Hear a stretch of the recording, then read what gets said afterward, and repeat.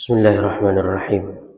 Assalamualaikum warahmatullahi wabarakatuh. Alhamdulillahi rabbil alamin. Wabihi nasta'inu ala umuri dunya waddin. Wassalatu wassalamu ala ashrafil anbiya'i wal mursalin wa ala alihi wa sahbihi ajma'in. Subhanaka la ilma lana illa ma 'allamtana innaka antal alimul hakim. Rabbi shrah li sadri wa yassir li amri wahlul 'uqdatam min lisani yafqahu qawli. Allahumma faqihna fid din wa 'allimna at-ta'wil wa habbibna ilal muslimin waj'alna lisana sidqin fil akhirin waj'alna min warafati jannatin na'im. Amma ba'du, jamaah kaum muslimin yang dirahmati Allah Subhanahu wa taala.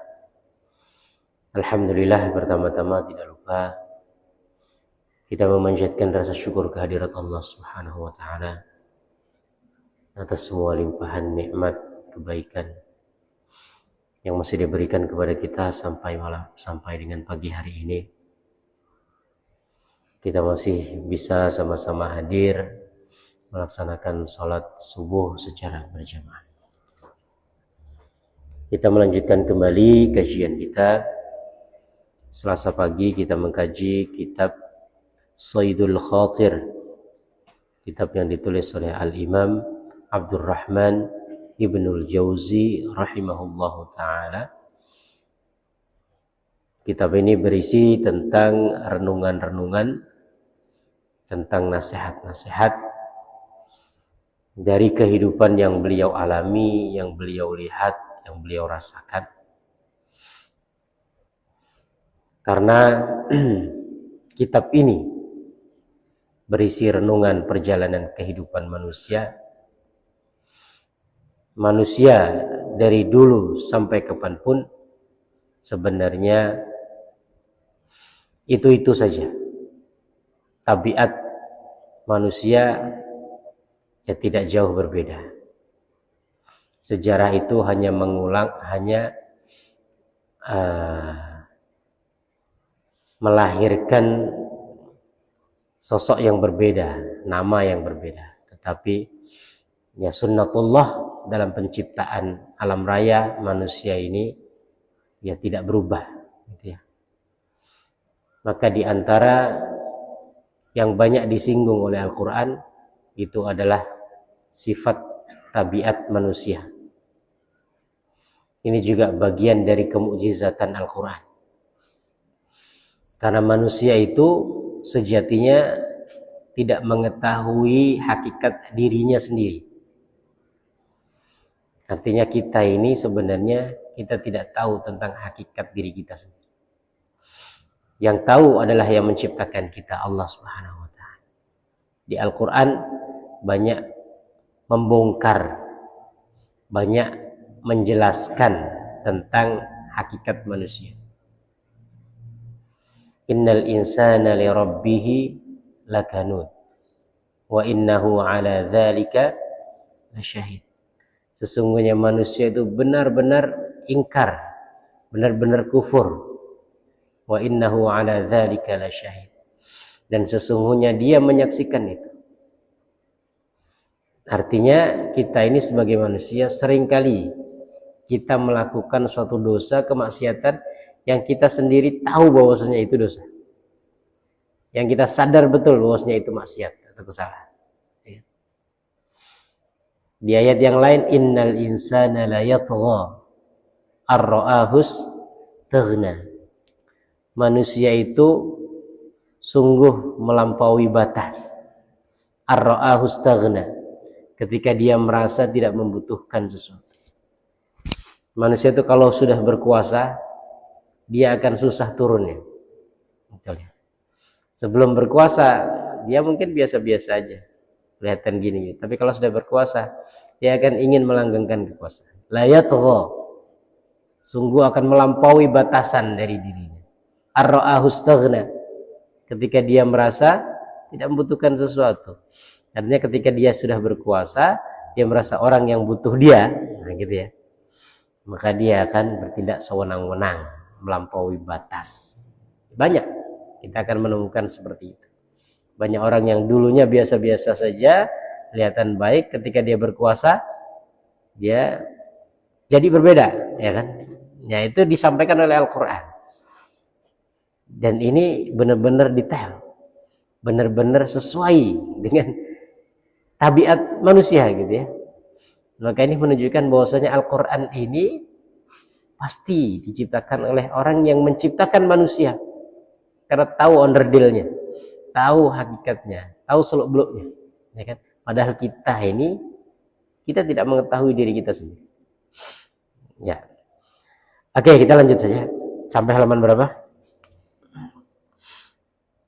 124. 124. Ya, judulnya ada di 123 ya, 124 ya. Judul baru, Pak. Ya, janganlah Anda terlalu disibukkan dengan dunia. Oke, silakan, tafadhol.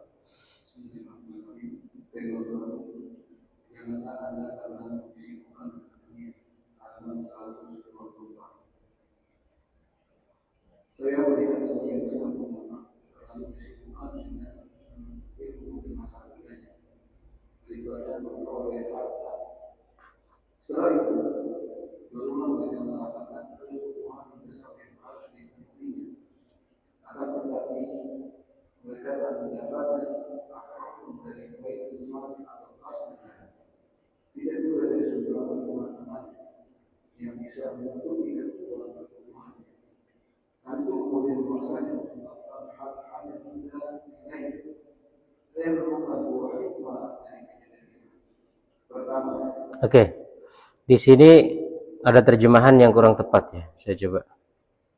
Hal ini kemudian memaksanya untuk melakukan hal-hal yang rendah. Ya, coba saya bacakan bahasa Arab. Ra'aitu jumhurul ulama yashghaluhum talabuhum lil ilmi zaman as-sabah anil ma'ash. Aku melihat kebanyakan ulama sibuk mencari ilmu di waktu mudanya sehingga tidak sempat untuk mencari penghidupan. Coba ya. Saya melihat sebagian ulama terlalu disibukkan dengan menuntut ilmu di masa mudanya daripada memperoleh. Ya. Jadi ulama ini karena sibuk dia mencari ilmu di masa mudanya sehingga dia tidak punya waktu mencari penghidupan, ya, untuk mencari harta lah, untuk ngumpulin uang, untuk bekerja, gitu ya. Artinya karena kesibukannya dalam mencari ilmu. Ada satu buku bagus, mungkin sudah diterjemahkan kalau nggak salah ke dalam bahasa Indonesia. Judulnya Safahat min Sabril Ulama fil Ilmi wat Tahsil. Lembaran-lembaran kesabaran para ulama dalam mencari ilmu. Penulisnya seorang ulama dari Suriah. Beliau sudah meninggal. Namanya Syekh Abdul Fattah Abu Ghuddah, salah satu ulama hadis. Beliau kumpulkan dari sekian ribu halaman yang membicarakan tentang biografi profil para ulama, diambil dari kisah-kisah mereka. Bagaimana mereka ketika mencari ilmu luar biasa. Kesabaran mereka, ya kan, sehingga memang benar-benar fokus, ya, tidak sempat untuk melakukan hal-hal yang lain. Beliau juga menulis buku yang sama, judulnya Qimatuz Zaman Indal Ulama. Alangkah berharganya waktu bagi para ulama. Ya, nggak tahu terjemahannya apa bahasa Indonesianya, tapi cari aja antum. Kalau mau Google atau searching, cari buku penulisnya Syekh Abdul Fattah Abu Ghuddah. Itu menjelaskan tentang biografi para ulama atau kisah perjalanan para ulama dalam mencari ilmu. Mereka betul-betul luar biasa mengorbankan waktunya, jiwanya, raganya, hartanya, dan lain sebagainya. Sehingga ada perkataan ulama mengatakan, al-ilmu la yu'tika ba'dahu hatta tu'tiyahu kullaka. Ilmu itu tidak akan memberikan kepadamu sebagian dari dirinya sehingga kamu memberikan seluruh dirimu kepadanya. Artinya cari ilmu itu memang perlu fokus. Ya, namanya tafarrugh. Imam Syafi'i, syairnya yang cukup populer, mengatakan, akhi lan tanalal ilma illa bisittatin. Ada 6 syarat seseorang itu bisa mendapatkan ilmu. Dzaka'un wa hirsun wa bulghatun. Ada kecerdasan, kemudian semangat, kemudian wa bulghatun. Ya. Bulghah ini artinya bekal. Artinya seorang pencari ilmu harus punya bekal sehingga dia bisa fokus. Kalau mencari ilmu masih disibukkan dengan bekerja, maka ilmu nggak akan ngasih kita. Gitu ya. Kecuali kalau untuk cari ijazah. Kalau cari ijazah bisa. Banyak ya. Kalau cari ijazah bisa lah. Ya part time ya, kelas-kelas ya kadang-kadang kelas karyawan, kelas sore banyak. Enggak apa-apa. Paling enggak dikit-dikit adalah ilmunya ya. Kalau tujuannya yang penting ada gelar sarjana, bisa untuk memudahkan pekerjaan, enggak masalah.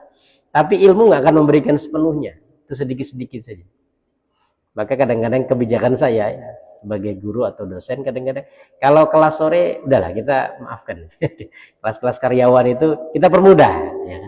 Tapi kalau dia mahasiswa murni, kita harus perketat penilaiannya. Wa bulghatun, ya kan? Jadi ada bulghah, bekal, yang dengan bekal itu orang bisa fokus dalam mencari. Ya kan gitu. Kalau masih disibukkan dengan mencari penghidupan, mencari harta, maka sudah ilmu nggak akan ngasih sepenuhnya, gitu ya. Nah di sini ulama dulu memang seperti itu, karena dia fokus mencari ilmu, maka dia tidak punya waktu untuk mencari penghidupan. Oke ya. Fayahtajuna ila ma la budda minhu, tetapi tetap sebagai manusia kita ini butuh. Ada kebutuhan yang mau tidak mau harus kita penuhi. Makan minum kan tidak mungkin. Sehingga sebagian ulama itu karena nggak punya waktu mencari ilmu, dia menghinakan diri. Jadi di sini ya, setelah itu barulah mereka merasakan kebutuhan mendesak yang harus dipenuhinya, ya kan? Sehingga mereka menghinakan diri. Mohon maaf, sebagian mereka kadang-kadang harus minta-minta. Sebagian mereka kadang-kadang ya mencari donasi dari orang lain, gitu ya. Mereka tadi fokus untuk cari ilmu, tidak ada waktu untuk mencari penghidupan. Baitul mal nggak ngasih, kawan-kawan juga nggak ada yang mensupport secara dana, sehingga sebagian mereka kadang-kadang ya harus minta-minta ke orang lain. Itu yang pertama. Yang kedua, kadang-kadang mereka harus hidup secara prihatin. Hidup prihatin itu, mohon maaf, hidup prihatin itu berarti hidup dengan menghinakan diri, ya kan? Dulu ketika kami di Mesir itu bukan negara kaya. Dia negara yang bahkan lebih miskin dari kita. Maka beasiswa yang kami dapatkan ya sekedarnya. Kadang-kadang 10 hari pertama sudah habis, kan gitu. Tetapi kita perlu beli buku, kadang perlu juga uang untuk ya transportasi dari asrama atau dari tempat tinggal ke kampus atau sebaliknya. Ya, sebagian kawan kita itu bahkan tempat tinggalnya sampai 2 jam di kampus. Dari tempat tinggal dia, kontrakan atau kos-kosan dia sampai kampus itu kadang-kadang 2 jam perjalanan. Karena apa? Pertama, nyari kos-kosan yang murah. Kalau murah berarti jauh dari kampus. Yang dekat-dekat kampus ya pasti mahal. Yang kedua, nyari di pinggir-pinggiran kota yang lebih tenang. Al-Azhar itu kampus utamanya ada di kawasan namanya Kairo Lama, Al-Qahirah Al-Qadimah, Old Cairo. Jadi itu kota lama yang mohon maaf ya, selain sudah sumpek ya, hiruk pikuk lain sebagainya, juga sebagiannya kumuh. Sehingga ya apa ya, kadang-kadang nggak kondusif untuk belajar, gitu ya. Kairo Lama, kota lama, ya kota-kota. Ya, tapi di situ ya setiap jengkal tanahnya itu nilai sejarahnya tinggi, Mesir. Sehingga ya sebagian kita nyari yang kontrakan atau kos-kosan yang agak jauh, ya di pinggir-pinggiran kota, yang mungkin ya pemukiman-pemukiman baru, yang itu masih tenang, kemudian udaranya masih segar. Itu kadang-kadang butuh waktu 2 jam. Jadi kalau berangkat dari tempat tinggal itu jam 6, baru sampai sana jam 8. Maka kadang-kadang itu sebagian mahasiswa kita di Mesir itu malas kuliah, apalagi nggak ada absennya. Kita nggak diwajibkan dengan absen. Mau kuliah monggo, nggak kuliah silakan. Ya, yang penting ujian bisa. Yang penting ujian bisa. Ya. Tapi ya banyak juga yang berpikir ngapain jauh-jauh dari Indonesia ke Mesir tidak kuliah kan? Ya itu yang sadar. Yang nggak sadar ya udah main terus. Ya. Nah sehingga ya mohon maaf kita butuh penghidupan, butuh untuk memenuhi kebutuhan-kebutuhan kita kan. Ya paling tidak tadi untuk bayar kontrakan kalau seumpamanya beasiswanya tidak cukup, atau untuk makan sehari-hari ya kan, kalau mungkin dia beasiswanya tidak mencukupi, tidak untuk makan atau tidak melingkupi makanan. Ada beasiswa yang full, saya dulu memang full karena dekat dengan kampus ya, itu ya kita nggak usah mikir makan gitu, bahkan kadang-kadang malas makan karena makanannya itu aja gitu.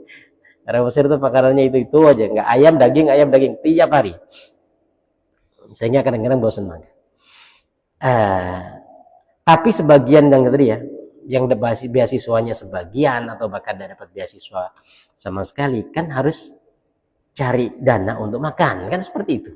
Kemudian yang paling enggak juga beli buku ya, untuk bayar angkot dan lain sebagainya.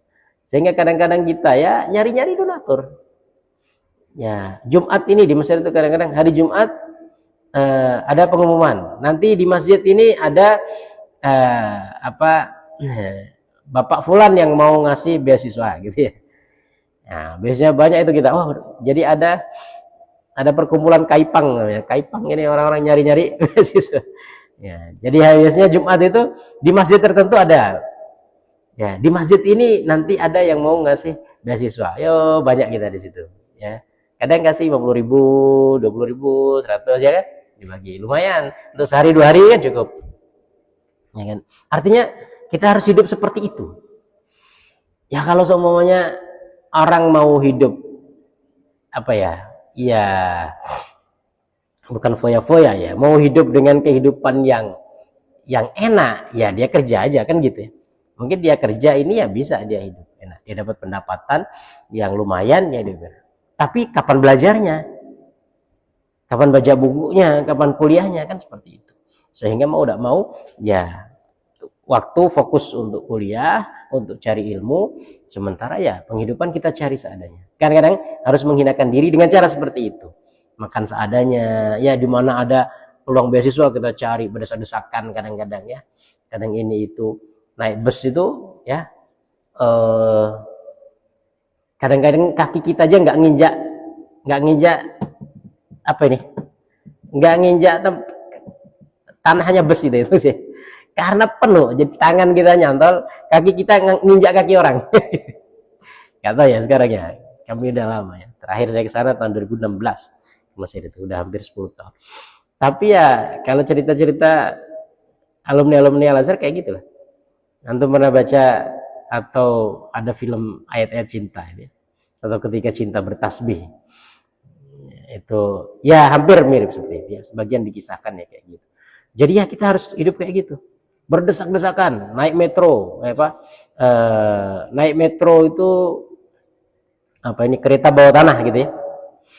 Ya itu karcis agak mahal ya kan, tapi tetap juga berdesak-desakan. Mungkin lebih cepat karena tidak apa namanya ya, tidak ada macetnya ya. Tapi kalau naik bus ya gitu. Ada sebagian kawan yang anak pejabat, ada juga dulu. Ada satu kawan angkatan saya, anaknya mantan menteri agama. Tapi ya dia nggak hidup kayak kita. Ya dia ngekos sendiri, kadang liburan dia ya liburan kemana ya kita kan. Ya, 4 tahun nggak bisa pulang. Karena apa? Ya mau beli tiket nggak punya duit kan gitu. Ya daripada untuk pulang lebih baik untuk beli buku, lebih baik ya kayak gitulah ya. Artinya kita harus hidup seperti itu karena kita fokus dengan ilmu. Kalau orang mau hidup foya-foya dan lain sebagainya, dia ilmu akan hilang ya. Nah ulama-ulama kita dulu begitu, sehingga tidak ada waktu mencari penghidupan. Tetapi sebagai manusia dia butuh butuh makan, butuh ini, butuh itu, dan sebagainya. Sehingga kadang-kadang harus menghinakan diri. Artinya harus hidup secara prihatin.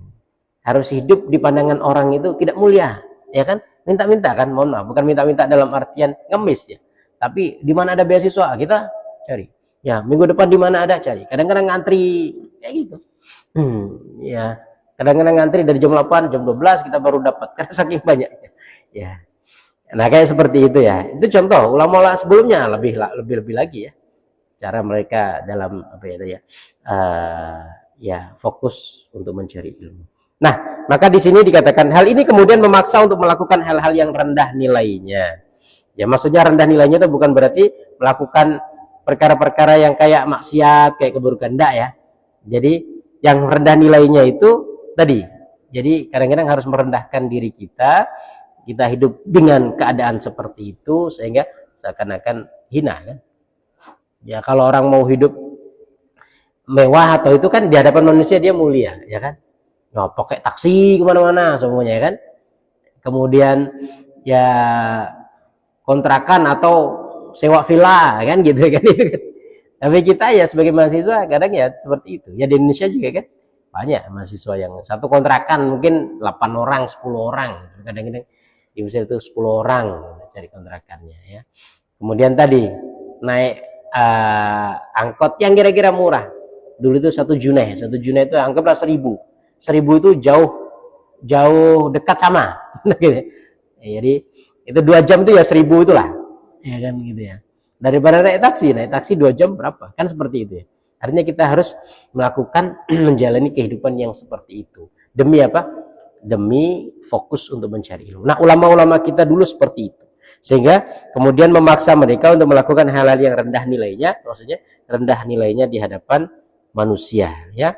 Mereka fokus nyari ilmu, nggak ada waktu untuk nyari penghidupan. Baitul mal tidak ngasih. Kawan-kawan juga tidak mensupport atau keluarga tidak mensupport secara finansial.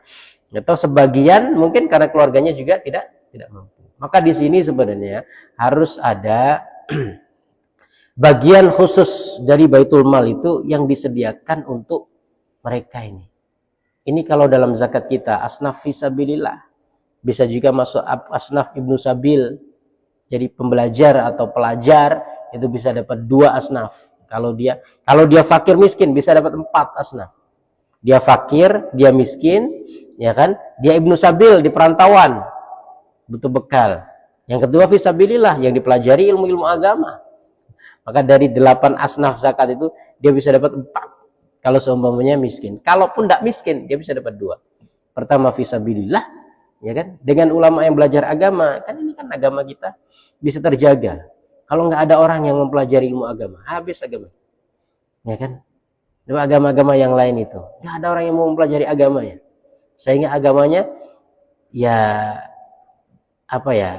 Ya bukan bubar sih, tapi ya ajarannya menyeleweng sana, menyeleweng sini dan lain sebagainya.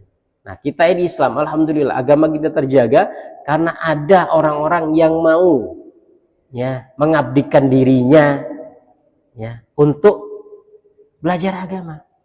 Ya tadi, ya jauh ke luar negeri hanya untuk belajar agama yang mohon maaf secara masa depan untuk cari penghidupan susah. Ya, apa yang mau diandalin? Belajar agama. Ya kan? Kalau belajar teknik, belajar ini, wah, ada pekerjaan ini, lowongan pekerjaan itu. Belajar agama sudah susah, ya cari pekerjaannya juga lebih susah.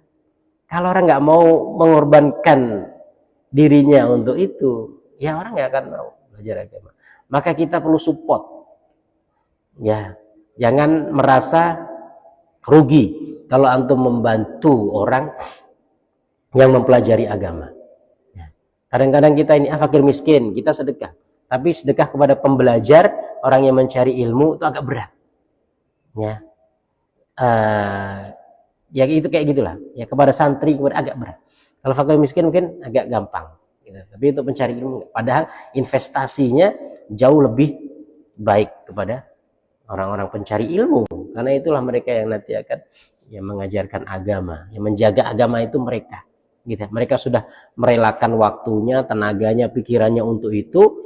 Nah, kita harusnya support secara dana sehingga mereka bisa fokus, gitu ya. Nah, ini Baitul Mal nggak dapat juga, sehingga mereka harus melakukan perkara-perkara yang ya dalam tanda petik menghinakan mereka dengan cara hidup seperti itu tadi ya. Nah, dari sini ada dua hikmah ya. Oke, kita lanjutkan. Ini ya maksudnya menghinakan itu maksudnya hal seperti itu ya, nilainya rendah di pandangan manusia ya. Ya, lanjut.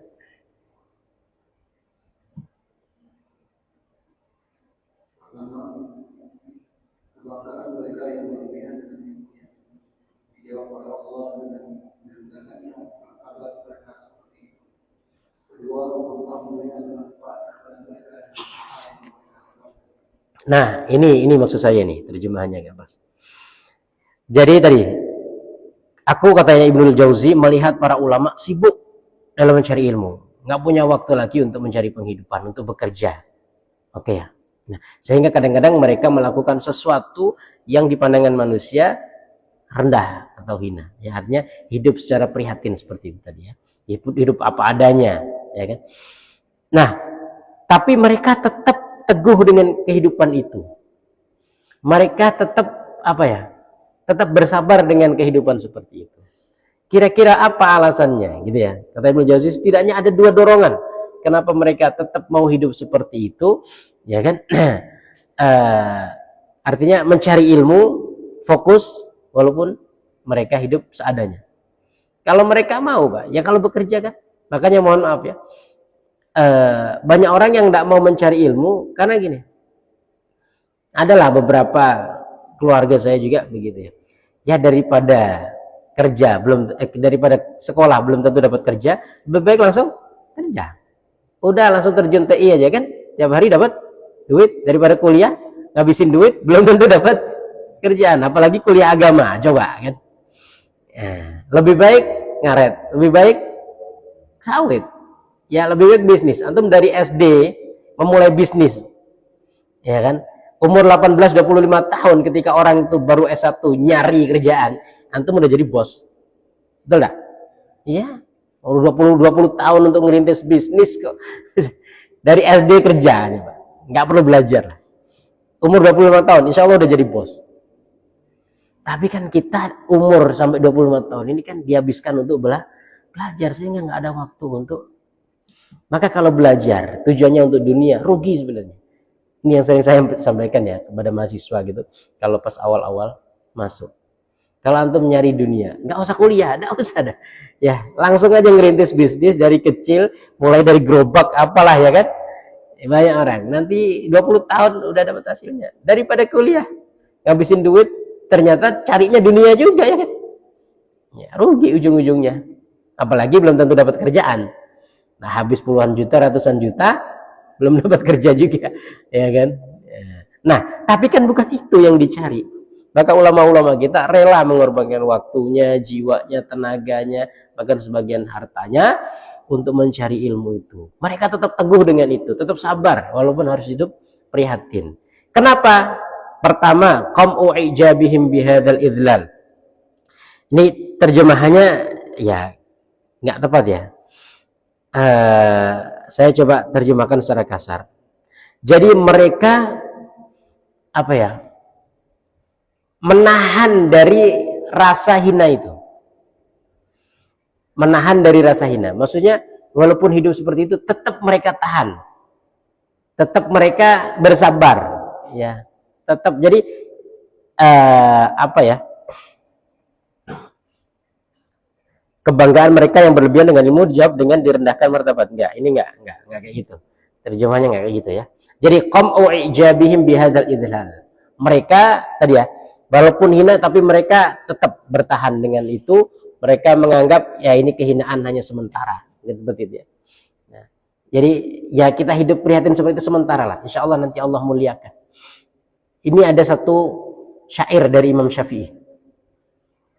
Imam Syafi'i pernah mengatakan begini. Man lam yadhuq dhullat ta'allumi sa'atan tajarra'a dhullal jahli tula hayatihi. Barang siapa yang tidak pernah merasa hina dalam mencari ilmu, maka dia akan hina selama hidupnya. Artinya kalau kita mencari ilmu itu, memang kita harus menghinakan diri. Kita harus lebih rendah daripada guru kita. Walaupun guru itu lebih muda, Ya, walaupun guru itu mungkin secara harta lebih miskin atau secara kedudukan lebih rendah, kita sebagai murid harus lebih rendah lagi. Mencari ilmu itu harus menghinakan diri. Karena air tidak akan pernah mengalir ke atas. Dia mengalir kemana?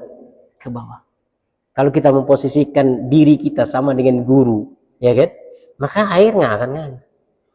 Apalagi lebih atas. Nggak mungkin air ngangkat, ya kan? Kita harus memposisikan diri kita lebih rendah dari guru kita. Sehingga ia memang menghinakan diri.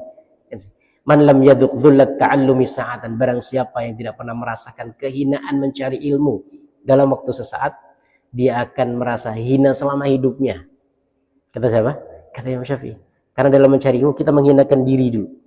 Ya, nanti kalau sudah dapat ilmunya, insya Allah dengan ilmu itu Allah muliakan. Ya, antum lihat sekarang semuanya ya, ustadz-ustadz ulama-ulama yang mungkin populer di mana-mana ya. YouTube-nya mungkin jutaan viewers kemana-mana, beliau datang dikerumunin orang. Itu ketika mencari ilmu. Antum tanya ustadz-ustadz yang di sekitaran sinilah namanya. Ya mungkin banyak jamaahnya, banyak ya dimuliakan di mana-mana, dihormati. Itu dulu ketika mencari ilmu, menghinakan diri. Ya, tadi sebagian kecil dari cerita kawan-kawan ketika belajar di Kairo. Itu tanya ustadz-ustadz dari lulusan Mesir ketika mereka kuliah seperti apa. Kalau seumpamanya dulu ketika dia kuliah nggak mau menghinakan diri, ya kan? Kuliah tapi kerja semuanya kan? Ya. Akhirnya nggak dapat ilmunya. Ketika ada sebagian, mohon maaf lah, ada sebagian kawan-kawan yang lulus dari Mesir juga, tapi dia nggak bisa ngajar. Dia nggak berani buka majelis-majelis taklim. Karena apa? Karena ngerasa dulu ketika di Kairo dia nggak nyari ilmu. Ada yang sebagian itu malah dia waktunya habis untuk bekerja. Ya kan? Akhirnya ilmunya lupa. Kalau udah bekerja, dapat duit, udah. Itu penyakit pelajar. Pelajar itu kalau sudah megang duit, dia lupa dengan ilmu. Sudah. Itu yang dulu saya pegang ya, prinsip. Kita ada, kadang-kadang kita libur itu kan panjang. Ya, kita kuliah itu paling 3 bulan semester pertama, 3 bulan semester kedua. Jadi maksimal 4 bulan. Libur musim panas panjang, kadang-kadang 4 bulan. Ya kan? Kalau orang mau, ya bekerja aja. Sana sini, dan sebagainya. Dapat duit kan. Bisa pulang tiap tahun. Kadang-kadang ini juga. Ya kan? Tapi ilmunya kan nggak dapat. Ada. Ya, saya ceritakan aja. Jadi ada sebagian alumni Mesir, alumni Kairo, yang mungkin nanti melihat, kok nggak mau ngajar. Kok nggak ini. Ya mungkin, mohon maaf lah. Mungkin selama di Kairo, beliau nggak fokus dengan ilmu. Fokus dengan kerjaan, fokus cari penghidupan. Dan itu mereka sesali gitu. Aduh. Dulu kenapa ketika di Mesir ya kan, akhirnya ketika di sini ya kayak gitu. Maka itu ya, jadi menghinakan diri. Yang antum melihat sekarang mungkin tadi ya, ustadz-ustadz yang antum muliakan, yang antum hormati, itu dulu mereka selama belajar menghinakan diri, desak-desakan kita. Ya, masuk bus, ya kita harus dorong-dorongan untuk masuk ke kereta. Kita kadang kemana-mana cari siapa yang bisa ngasih beasiswa. Ngajuin berkas ini itu. Di Mesir itu biasa kita jalan 5-6 kilo biasa. Ya, karena di sana ya kalau mau naksi kita kan tidak punya duit. Ya. Naik angkot ada terminal-terminal tertentu. Di sini aja kalau mau naik angkot kan keramaian, ya kan? Kalau enggak keramat. Gitu kan kayak gitu. Di sana lebih parah lagi. Mau naik angkot, mau naik bus harus jauh kita jalan. Ya. Dari kantor pemerintahan tertentu kan kadang-kadang kita nyerahin berkas ya. Kita mengajuin beasiswa nih dari Kementerian Agama ke Kementerian Pendidikan ke Al-Azhar ke ini itu ya, jalan dari satu tempat ke tempat lain berkilo-kilo, panas terik dan lain sebagainya ya kan? Sekarang mereka Allah muliakan ya, sebagian yang mungkin antum lihat ya, baik di sekitaran kita di sini atau yang di skala nasional atau bahkan skala internasional. Kalau dia selama belajar nggak mau menghinakan dirinya, maka ya hasilnya nggak ada. Maka kata Imam Syafi'i ya, barang siapa tidak pernah merasakan hinanya mencari ilmu, maka dia akan hina selama hidupnya. Artinya mencari ilmu itu hina. Tetapi tadi ya, insya Allah dengan kehinaan itu, ketika sudah dapat ilmu, Allah muliakan dengan ilmu itu. Al-ilmu yarfa'u baitan la imada lahu. Ilmu itu dapat mengangkat rumah tanpa tiang. Ya kan? Ya, karena kemuliaan seseorang ada pada ilmunya. Nah, kenapa ulama itu tetap dia bertahan dengan kehidupan seperti itu ya? Karena tadi mereka ya menahan diri, sabarin lah, ya kan? Tetap hidup seperti ini nggak apa-apa, kita tahan, ya. Nanti Allah akan muliakan suatu saat nanti. Kalau nggak sabar, ya dia aduh daripada tadi ya naik angkot daripada ini, gitu. Naksi kita ini nih ya. Kalau foya-foya ketika belajarnya sudah, ya nanti dia kan nggak dapat. Yang kedua, naf'u ulaika bithawabihim. Mereka tahu bahwasanya dalam mereka menghinakan diri dengan hidup seperti itu dapat pahala. Ya. Jadi ada manfaat pahala dari kehidupan yang mereka alami seperti itu. Orang mencari ilmu itu ya belajarnya seperti tasbih. Ya, jalan mencari ilmu seperti jalan menuju surga. Antum insyaallah hafal semuanya. Man salaka thariqan yaltamisu fihi ilman sahalallahu lahu bihi thariqan ilal jannah. Barang siapa yang mencari ya atau menempuh jalan menuju ilmu, dia seperti jalan menuju surga. Ketika meninggal, maka dia seperti meninggal dalam perjalanan menuju surga. Nah, dua hal ini kata Ibnul Jauzi, inilah yang membuat ulama itu mau rela dia ya menghinakan diri mereka dengan keadaan seperti itu demi mencari ilmu. Kalau tidak seperti itu, nggak akan sabar, ya kan? Jadi kenapa kami mau hidup seperti ini, prihatin seperti ini? Karena kita yakin dengan itu ada pahala besar yang Allah siapkan, ya kan? Dengan kesabaran itu, dengan pencarian ilmu itu, ya kan? Itu semuanya ada pahalanya, gitu ya. Oke, kita habiskan. Lanjut, Pak. Terjemahan-terjemahannya yang agak nggak pas dengan apa yang saya sampaikan, berarti antum betulin ya. Ya, lanjut.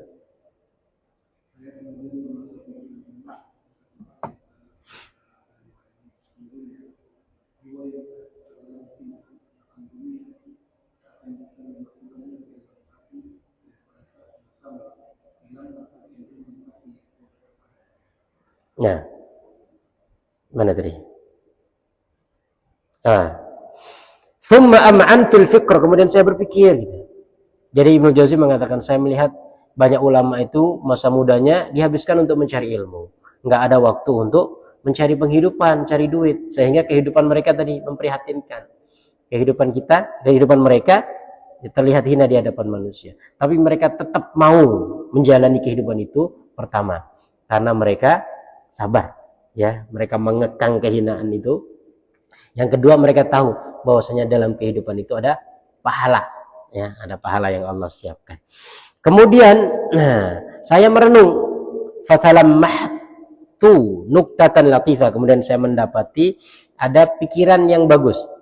Anna nafsal abiyah idza ra'at halad dunya kadzalika lam yusakin hal qalb. Ada satu hal yang sangat menarik dalam peristiwa. Sesungguhnya jiwa yang tak terlalu cinta akan dunia, tak akan bisa memasukkannya ke dalam hati, dan pada saat sama hilangkan ke dalam hati. Oke. Terjemahnya agak ngawur, ya. Saya betulkan. Terjemahnya agak ngawur. Maka mungkin pernah saya sampaikan, hati-hati belajar atau membaca buku-buku terjemahan. Bukan berarti salah semua, tapi banyak yang saya temukan ada kesalahan. Ya, tapi ya nggak apa-apa lah antum baca. Kalau antum mendapati kurang pas, ya jangan antum ambil. Kalau bisa ditanyakan, tanyakan kepada ustadz yang tahu. Ya. Nah, karena banyak terjemahan itu saya dapati memang nggak pas. Kadang-kadang penerjemah itu terkejar deadline juga. Saya beberapa kali menerjemah buku. Kadang-kadang kita dikejar deadline kan. Dari penerbit minta kita harus terbit, sehingga kita kadang-kadang terjemahannya itu enggak fokus. Sudahlah, ya kan? Ya, kayak gitu. Ya maka maklum lah ya. Maka tetap dalam belajar ini memang harus ada yang bimbing, harus ada guru, harus ada yang menuntun. Kalau enggak, ya takutnya tadi ya, dia sesat menganggap orang lain sesat. Padahal dia salah baca terjemahannya. Oke, aku melihat bahwasanya jiwa itu ketika sudah melihat keadaan dunia seperti itu, lam yusakin hal qalba wa nabat anha bil azam. Jadi kalau dia sudah melihat keadaan dunia yang enak, gitu ya, maka hati itu nggak tenang untuk belajar. Ketika hati nggak tenang untuk belajar, maka azam untuk belajar tuh hilang, semangat untuk belajar tuh hilang. Tadilah sebagian anak-anak kita gitu, aduh, TI berapa sehari dapat? Pak Indra, kalau TI berapa dapat sehari? Hah? Oh, udah jelas. Anggaplah dapat 150 kadang ya. Yang ikut-ikut orang itu bisa 150. Lumayan ini. Anak keluar SMP, keluar SD bahkan ya, atau lulusan SMA 150, lumayan. Satu bulan berapa? Satu bulan berapa? 4,5 juta. Kuliah minta duit orang tua. Kadang-kadang ini itu. Ngapain kuliah kan? Oh, kalau udah megang duit. Maka penyakit pertama seorang pembelajar adalah ketika sudah pegang uang. Udah hilang itu semangat untuk belajar. Ya gitu ya. Wara'at aqrabal asya'i shibahan biha mazbalatan 'alaiha al-kilab aw gha'itan yu'ta li darurati. Fa idza nazala al-mautu bir-rahlati an mithli hadhihi ad-dar lam yakun lil qalbi biha muta'allaqun mutamakkinun fatahunu hina idzin. Maka ketika ya cinta dunia tadi ya dihilangkan, ya ulama-ulama dulu ya, cinta dunia dihilangkan, kemudian dia tahu hakikat dunia seperti ini, maka hati bisa lebih tenang, hati bisa tenang, bisa fokus, kemudian belajar juga bisa dapat ilmu yang lebih banyak, seperti itu ya. Jadi intinya ya, pagi hari ini sih kisah tentang bagaimana ya ulama rela mengorbankan diri, harta, jiwa dan lain sebagainya untuk mencari ilmu, dan dengan itulah ilmu agama kita ini bisa terjaga. Maka kalau ada seumpamanya ya dana-dana atau sedekah-sedekah ya yang bisa kita berikan kepada para pencari ilmu supaya mereka fokus, yuk kita bantu, ya kan? Jangan hanya fokus kepada yang lain-lain, karena tadi mereka sudah mengorbankan waktu jiwanya untuk fokus agama. Kalau kita nggak support dengan dana, ya kan, maka mereka bisa nggak sabar, akhirnya banyak ya pembelajar agama terutama itu ya nggak sabar, akhirnya ya sudah ditinggalkan itu belajar agamanya, udah tidak menjanjikan ya kan secara masa depan, kemudian juga tadi harus menghinakan diri dan lain sebagainya ya. Maka perlu kita support dari berbagai jalan lah ya untuk pembelajar agama ya, pesantren ya, orang yang kuliah jurusan agama seperti itu.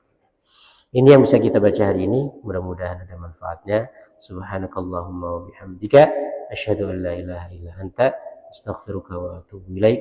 Assalamualaikum warahmatullahi wabarakatuh.